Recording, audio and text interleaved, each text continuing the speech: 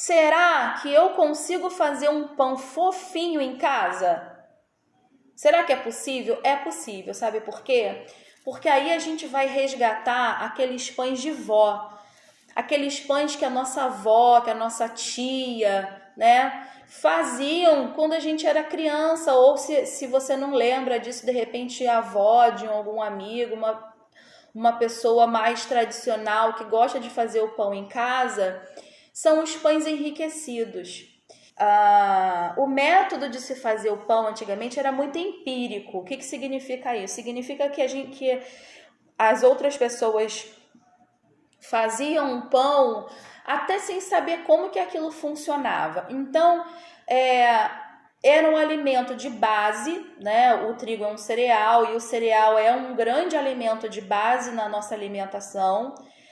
Então, a gente pegava tudo que tinha sobrando, né, para até melhorar o sabor desse pão e colocava ali na massa. O que entrava? Ovo, manteiga, açúcar, às vezes banha de porco.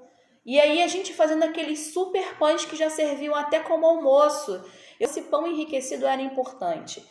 E aí quando a gente fala desse pão que é enriquecido, a gente precisa entender por que a gente está usando aqueles ingredientes e qual é o resultado que ele vai trazer para o nosso pão. Então, o principal resultado são pães com um miolo extremamente macio e fofo. Eles se aproximam da textura quase de um bolo. Por quê? Porque são pães que têm a sua estrutura muito delicada.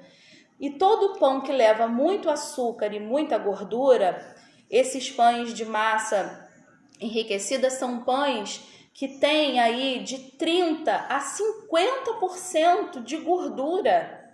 É muita coisa de gordura e até 30% de açúcar. Então essa quantidade enorme de gordura e de açúcar, ela enfraquece o processo de fermentação.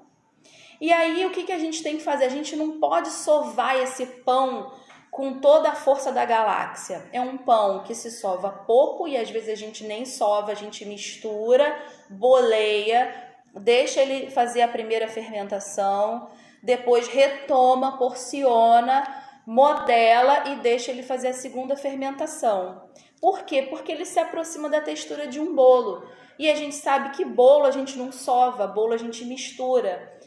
E é bem por aí, se a gente bater demais, se a gente sovar demais a massa de um pão enriquecido, a gente vai acabar solando esse bolo e ele vai ficar borrachento.